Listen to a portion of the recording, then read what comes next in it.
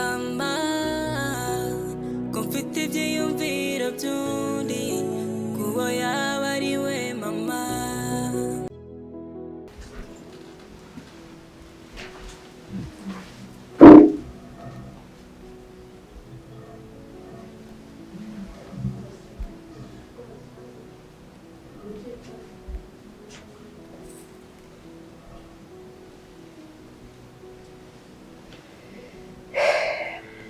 Deje Mvumabuje hari impamvu rero itumye nguhamagara ukaba wicaye mu mwanya wa bosi. Byari mu rwego rwo kugira ngo usabe imbabazi kuko nakubwiye nabi, biba ngombwa ko mufata mu ijosi kandi bitari bikwiriye. Nubwo uri umukozi wacu ariko uba ukwiriye kubahwa kuko uri umuntu nk'abandi. So rero mbanje kugusaba imbabazi kuri kiriya kintu nakoze nkushinja ko wanshimutiye umwana, kandi nanagushimira ko umwana wanjye ari wowe wabigizemo uruhare kugira ngo umubone. Bitakoresha ubwenge bwawe, imbaraga zawe n'ubushishozi, aka kanya mba nicaranye na Joy wanjye. Gusa kugeza na n'izi saha ntabwo ndasobanukirwa niyihe mpamvu yatumye uriya mugore anyibira umwana. Ari umuntu nizeraga, ari umuntu wumvaga ko ari nk'umuvandimwe. Mfite ubwoba rero kuva uriya mwana yakora kariya kantu ntabwo ndasinzira, ndi kurota inzozi mbi, ubona ndi kubura umwana wanjye agenda kandi sinanabiganiriza papa we ngo anyumve. Ariko n'ubundi mabuje utiriwe wivuna, uramutse utekereje neza tukongera ukanareba kure.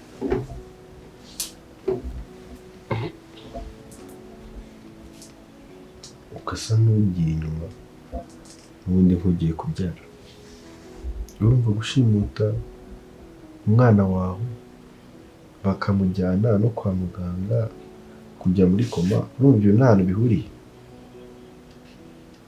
ngo Urumva nta hantu bihuriye? shubije amaso inyuma nk'umuntu ugiye kubyara nkajya muri koma, mbese ibyo bintu bibeje bihuriye hehe no kubura ry'umwana wanjye? Ikindi imyaka ishize maze kubyara, ikibazo se bihuriye hehe? Ntabwo ndi kubyumva neza, nsobanurira. Niba biri kugucanga ariko ni na ngombwa ko bagomba kugucanga. Ntabwo ujya kubyumfata neza, nakubwira. Hari byinshi uzi. Kanituza Eje hari igihe umuntu avuga mu kabanga abakozi bagira amagambo. nyamara ushatse wambwira kuko numvise uzi n'ibintu byinshi kwa muganga. Ni iki kintu kubera iki buri munsi iyo uganirira ibintu mu kubyara kwanjye, umwana Joy akabizamo kubyara? Eje ntabwo ndi gusobanukirwa. Ariko mabusha urukeka ko umuntu yaza agapfa gutwara umwana wawe gutyo gusa?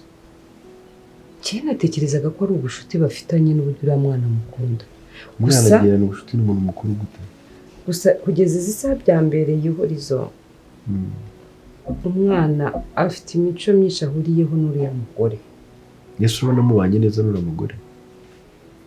Cyemba mbona nta kibazo dufitanye. Ubona nta kibazo mufitanye? Turahura agaseka akishima, ariko mbona nta kibazo. N'ubundi nta kibazo? Nta kibazo Gusa rwose? hari akandi kantu nabonye muri telefone y'umugabo nanabimubajijeho. Sereje ni ngombwa ko mbikubwira ko ariko n'ubundi naranje kukwizera. Ese mabuje ubundi urajyanye byo kumisha no kumbwira ubundi we hari ikintu uzi? Ntabwo mbizi nyine birimo birancanga nk'uko wambwiye atari kubona ubu utagiye gusara kuko ngiye gusara ngiye ibintu byose biri kunyikubita umugabo sinshaka kuvugana n'uriya mukobwa ejo nabonye muri telefone yanditsemo izina Kariza ndebe nimero mfite ya Kariza muri telefone yanjye ndeba niye nsanga ntibihura bise uyu Kariza uziranye n'umugabo wanjye we ni Kariza wahe umwana nawe aragira gutya ati ndashaka Kariza ari byo Kariza akunda umwana nawe adakunda umwana nawe nagira ngo ndakubajije ngo kwa muganga ngo kubyara ngo umwana ngiye mu by'ukuri biransajije nta kintu ndi kugurisha ntacyo ngiye nta n'ikintu kindi nanza kukubwira ese wambwiye niba hari ikintu zireje urabona nagiye kuzata umutwe aje amatariki yo guhembwa aregereje kamwe mwari nta kintu kibimbuka nese amatariki yo guhembwa bishatse kuvuga ko hari ikintu mbwe wabura amafaranga yawe nanayakuba inshuro ebyiri ariko ugize ikintu mbwira wayakuba se ntagikora hano reje ariko nta guhindura n'ubundi buzima cyangwa se ugukora ahangaha ariko niba ari ikintu gishobora kuba cyantabara kikaba cyatabara umwana wanjye kuko ndibaza ko ibi bintu bishobora kuba bifite aho bihuriye n'umwana wanjye ushobora kuba ubitse amabanga menshi ngewe ntazi ugasanga umwana wanjye niwe ubibabariyemo nta banga na rimwe mbitse mabuja ntaryo pe nese ibintu mbwira bihurira nawe nuko gusa hari ibintu ushobora kumenya sindare muri ngo ngukireje reje umbwiye nguki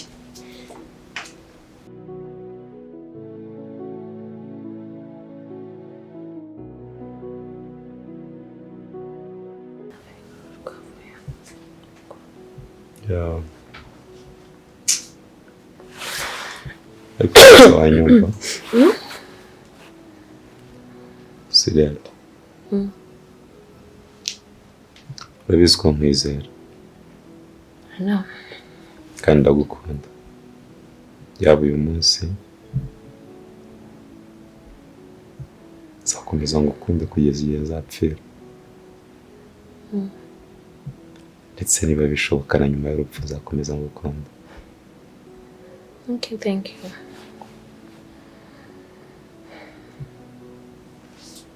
Ariko umuntu ugukunda kuri urwo rwego mba numva nkwifuriza ibyiza simba numva ko hari amakosa yaturuka kuri wowe.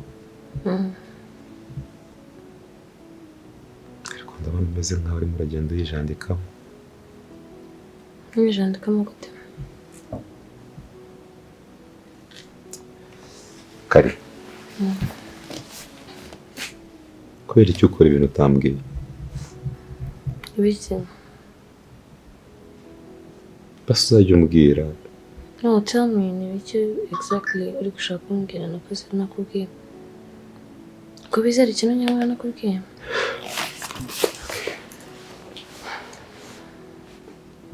Samwe ntabwo bikubereye. Haze ejo uramutse uhamagawe n'inzego z'umutekano zigushinja ko ibyo mwana. Ibyo babyita human trafficking, ni ibintu bibi. Jewe se? Yes. Ntabwo niba abantu ariko. Ntabwo wibaba? Jewe. Mugushatse ku black masking nyine nkaho. Nje kazi nje niba abantu. Ese uriya mwana wibye. Ubwo uritekereza ko amakuru ntawe ufite? Ako kuki abantu muteye nabi? Kuki abantu mwese nta kindi kintu mwumva mwavuga usibye guharabika umuntu guharabika izina ry'umuntu gute se nakibura mwana igihe cyose tuziranye mwiba umwana wamumenye. I know. What's her name? No. Yitwa Joy. Okay. Urumva rero ko bandi updated. Uri updated ariko ku makuru atari. Kanezi yuko none se uwo Joy is it Joy or Joyce? Yitwa Joyce, right? Joyce ari nuko bari nako kwa Joy.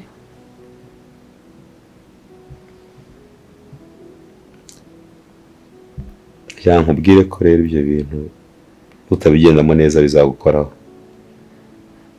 Kandi uzabyicuza. Nta kibazo mfite. Nta kibazo na kimwe mfite. Nta kosa na rimwe mfite kubera yuko ibintu byose nakoze byari inyungu z'uriya mwana. None se zaba ari inyungu z'uriya mwana ukabuzi ikigero ababyeyi be bahangayitseho? Urakorera umwana cyangwa urakorera ababyeyi na societe? Okay, naramwishe. Ariko waramutwaye? Naramutwaye. Umwana harabuze amahoro. Gute bavuga natwaye umuntu? No. Bano umwana mutoya. Ntabwo ari umuntu ushobora kwifatira icyemezo. Let me tell you this, you know what? I'm leaving. No, please. Wifata gutyo. Sweetheart. No, ariko ntibizo kugira nabi.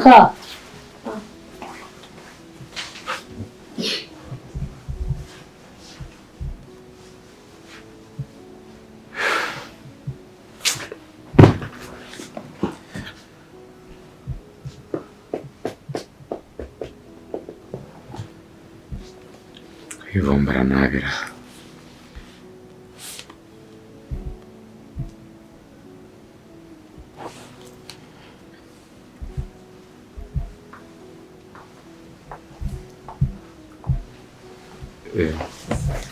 Muraho. Muraho neza.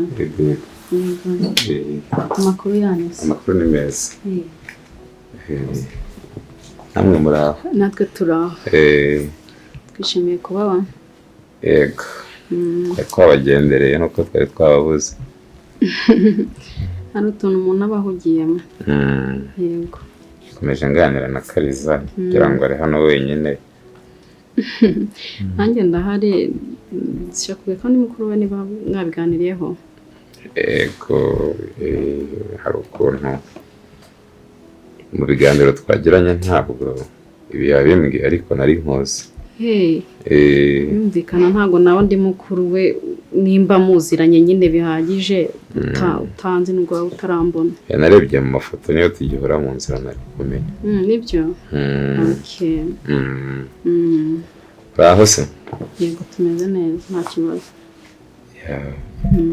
Banumva rero Kariza ni inshuti yanjye nk'uko ubizi. Nifuzaga ko hari icyo twaganira kuri Kariza. Yego ndakunda. Kariza ntabwo ari muri situation nziza. Ngiyeho n'amahirwe rero mbonereho n'umwanya wo kubiseguraho. Ahari ntabwo nakunze kumuba hafi mu gihe cyose yarankeneye ariko nagerageje uko nari nshoboye. Yego. Ntabwo ameze neza yaba mu marangamutima yaba mu mitekerereze. Sinzi niba kwibohoraho ngo abikubwire ariko njye nk'umukunzi we ndamuzi ku bibazo yagiye anyuramo byose ndabizi. Ni byiza. Biza kumva ntabwo waba uri inshuti ye n'umukunzi we ngo aguhishe byaba ari amakosa. Yego ntabwo yampisha ariko nta nubwo nshoboye guhandoringa ibyo bibazo byiwe njyenyine ko afite ikibazo gikomeye kabisa psychologically. Akeneye abantu bamuganiriza, abantu bamuba hafi, abantu bamwitaho kugira ngo ziriya ntekerezo mbi zigende zihanagura muri we nyuma y'igihe runaka azisanga ameze nkatwe twese ko afite ikibazo cy'ihungabana seriously. Mu bintu akeneye ibyo ngibyo ni ibya mbere. Nawe urabizi? Nanjye ndabizi. Muri urwo rwego rero nishimiye kuba ubizi. Ntabwo nari nzi ko wenda hari ibyo aguhisha bitewe n'uko mbona ari umukobwa ugira amabanga cyane. Agira amabanga ariko mukuru we ntabwo yamuhisha burya. Wanyemerera se tugafatanya urunana tugasenyera umugozi umwe tukaba twabasha kumwitaho dufatanyije. Harya mumaranye igihe kingana iki mukundana? Ntabwo kiraba kinini. Niyo mpamvu nyine nkeneye ubufasha bwanyu kubera ko nta nubwo muzi neza wenda nkamwe muvukana. No kumenya yuko ari umuvandimwe wawe mbimenye vuba. Ntabwo nari mpari n'ubundi. Nari maze igihe n'ahari. Yabaga hanze y'igihugu?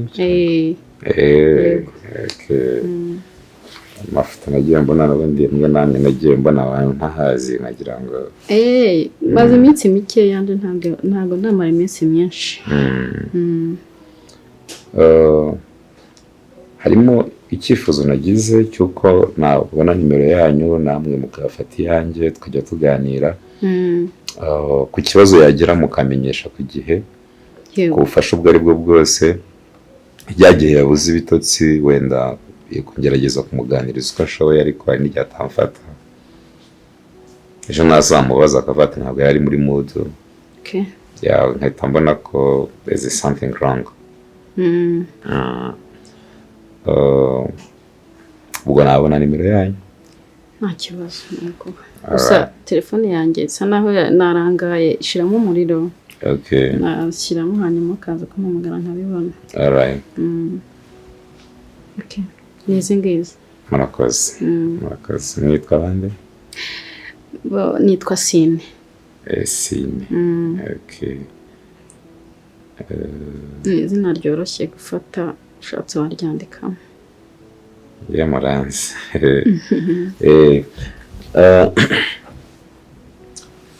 Rero ndabashimiye muri make ndabashimiye kandi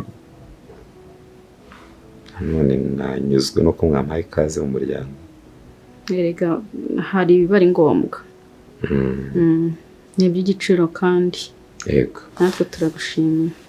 Mwanyemerera se tugapanga umunsi mu gihe tukiri kumwe bitewe na availability yanyu tukazabonana tukaganira ku kibazo cya Kariza ko hari byinshi numva akabaye mbaganiriza wadahari cyangwa tutari hano mu nzu. Kako n'ubu ngubu tuvugana hari ikibazo dufitanye tutabasha kumvikanaho. Ngo yaravuye ahangaha tutabyumvikanyeho neza kandi ameze nk'atanezerewe. Nkagira ngo niba ari ngombwa. None se icyo kibazo cyaturutse kurinde kuri wowe cyangwa kuri we? Aya ikibazo kiraho gusa ariko ni ibintu tutabashe kumvikanaho we yumva ari mukuri ibyo yakoze njye nkumva bidahwitse ariko ntabwo ari ikibazo gikomeye twakiganiraho tukagikemura. Okay. Numva kubera ko ufite nimero yanjye nanjye nkaba mfite iyawe ibyo biroroshye. Okay. Twazapanga umunsi tugahura hanyuma tukaganira. Mu bitekerezaho ntacyo. Noneho ngiye igihe nabifite ahangaha kirarangiye rero. Kandi ndabashimiye nzajya nkunda kuza kenshi. Yego. Yanagira mbifuriza ibihe byiza. Namwe mwakoze kuza kandi. Sine nishimiye ko bamenye. Yego natwe twishimiye kubonana namwe. Saba Imana ibarinde. Yego. Bigira amahoro. Yego yego. Irembo barafunguye? Bo reka nze mpamagara umukozi aza akingure. Munyana kingura ku marembo ye.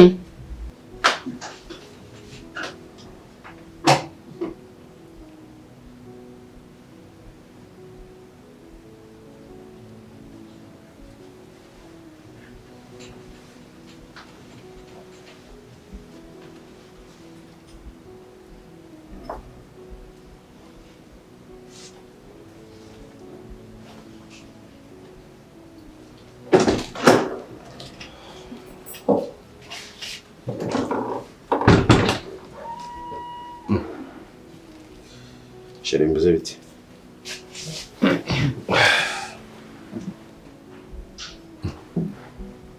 Kwanda ufite ibibazo byinshi usa n'umuntu uri muri meditation imeze biti.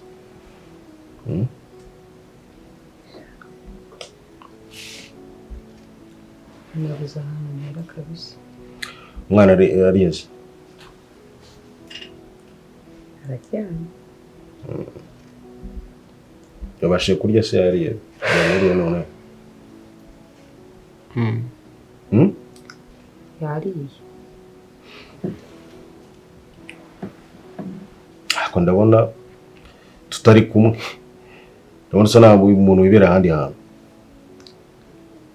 Nibyo nanjye kukubwira ngo nabuze ahantu mpera musaba imbabazi. Kuko umaze kubona ko ibintu wambwiraga byari bifite rezo. Ntabwo nibaza kuntu Kariza yatinyuka gutwara umwana ntambwire ntagire ikintu na kimwe akora. Uburyo nahangayitsemo n'uburyo yamutwaye byashoboka kuba byazavamo ikindi kintu kandi noneho ndahangayitse cyane urukundo uriya mwana akunda uriya mukobwa ntabwo ari gusa mba mbangamiwe ndumva mfite ubwoba mba ntazi pe.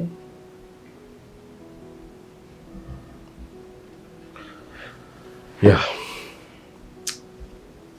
ndagomye kugutega amatwi kandi nakumvishije sibyo ariko ngira ngo urabona ibyo nakubwira ko ntawe byiboneye.